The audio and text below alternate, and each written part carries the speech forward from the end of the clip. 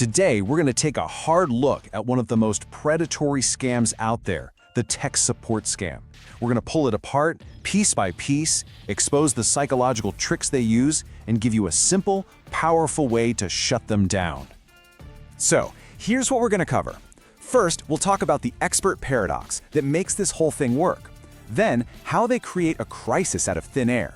We'll deconstruct their entire system, look at the psychology of why it works, and then we'll arm you with a rock-solid defense plan and a single mantra you'll never forget. Let's dive in. You know, the whole scam hinges on this really twisted idea, this paradox. We're taught that when we have a problem, we go find an expert. But what happens when the expert is the problem? What if the person offering you a life raft is the one who pushed you overboard? And that really gets to the heart of it. This isn't about some fancy, sophisticated hack. It's social engineering.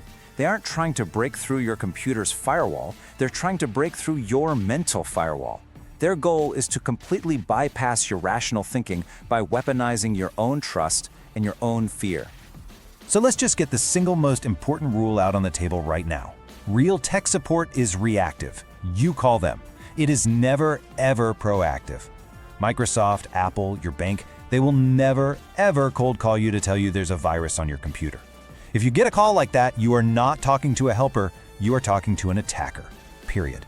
Getting that one fact straight is 90% of the battle. See, a scammer can't get what they want if you're calm and thinking clearly. So their first job is to just shatter that calm.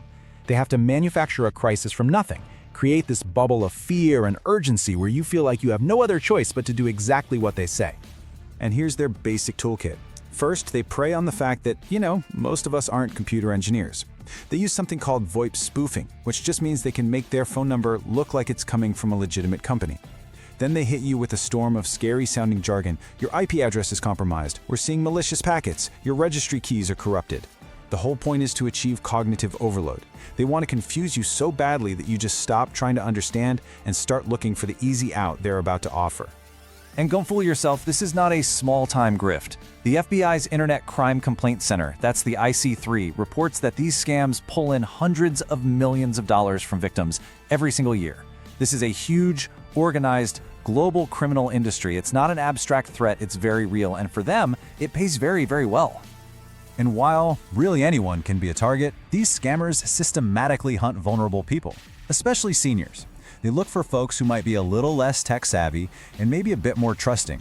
Then they just patiently, methodically build a campaign of fear, making them feel like their entire life savings could vanish in an instant if they don't comply. It's incredibly calculated and, well, it's just plain predatory. Okay, so now we get to the real guts of this thing. We're going to deconstruct the entire scam system step by step. Because once you understand the playbook, you can see it coming from a mile away and shut it down flat. This is the whole life cycle. It kicks off with that unsolicited call. Then it moves into what we call the grooming phase, where they diagnose a fake problem. The real hook is when they ask for remote access to your machine. Then comes this wild escalation, a total pivot to a new story. The payoff is a wire transfer, and then they're out, often leaving malware behind. Let's break down each of these stages. This grooming phase, it's a work of art in a really devious way. The scammer walks you through opening a tool on your own computer, something like the event viewer. They'll point out all these yellow warnings and red error messages, and if you don't know what you're looking at, it looks terrifying. But here's the secret. These are totally normal. They're just benign system logs, part of your computer's day-to-day operation. It's like a dishonest mechanic pointing to a perfectly normal engine noise and telling you the whole thing's about to blow. They're using something true to tell a complete lie. And you really have to pay attention here, because this is the crucial moment. This is where belief gets locked in. By using your own computer to show you fake evidence, the scammer transforms from some random voice on the phone into a trusted expert who just found a huge problem. And once you believe the problem is real, you're ready to accept whatever solution they offer. And here's where the manipulation flips. Once they have remote access to your computer, they pivot to a totally different scam. They might charge you, say, $200 for the fix, but then they pretend to make a typo and accidentally refund you $2,000. They'll even fiddle with the code on your banking webpage to make it look like the money is really there. All of a sudden, they're panicked, saying, "Oh no, I'm gonna get fired. Please, you have to help me send the extra money back." And right there, That is the psychological choke point. The whole power dynamic has been flipped on its head. A second ago, they were the all-powerful expert and you were the one in trouble. Now, suddenly, they're the victim and you are the only person who can help them. They are playing your own sense of empathy, your own decency, right back against you. The emergency isn't a computer virus anymore, it's about saving this poor person's job. So let's be perfectly clear. The money they're asking you to send has absolutely nothing to do with fixing a computer. That was just the prologue. The money they demand, usually through a wire transfer or gift cards, things you can't get back, is to return an overpayment that never ever happened. That deposit you saw in your bank account, it was a digital magic trick. The money you send them is 100% your own.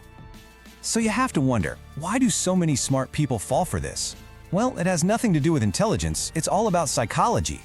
These scammers are experts at exploiting the little bugs in our human software. Let's look at the cognitive biases they use to make this scam so brutally effective. It really comes down to two big ones. First, there's authority bias.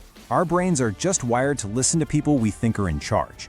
So when a call comes in from Microsoft Security, a little switch flips in our head that says, "Okay, listen up." Second, they hijack what's called the reciprocity heuristic. That's our powerful, built-in urge to repay a debt or do someone a good turn.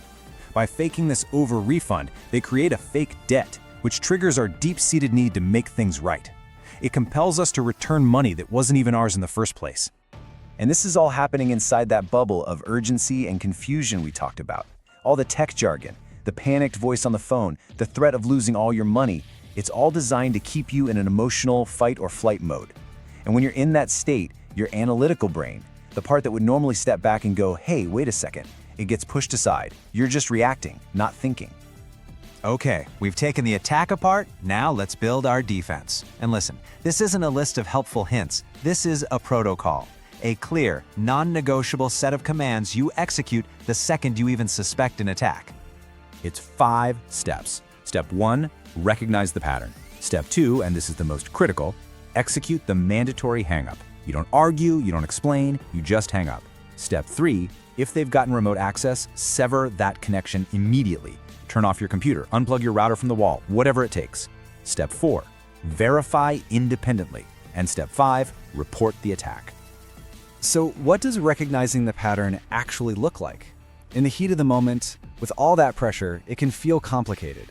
But really, it just boils down to a very simple formula. This is it. This is the only math you need to know. An unsolicited contact, plus a sudden technical crisis, plus request for remote access, that equals a scam. 100% of the time, there are no exceptions to this rule. We've gone through the tactics, the psychology, the defense. Now, let's boil it all down to one single unbreakable rule, a protective mantra for you to remember and to share with the people you care about. This is your takeaway. Microsoft doesn't call you. If they're on the phone, they're in the script. Hang up and verify. The entire scam depends on you staying on that phone call following their script. Your power comes from breaking that script. The second you recognize what's happening, you hang up. If you're genuinely worried something might be wrong, that's fine, but you find the official support number yourself and you call them. Your digital safety is just impossible when you hand over control to a stranger on the phone. Remember that mantra, execute the protocol, and stay safe.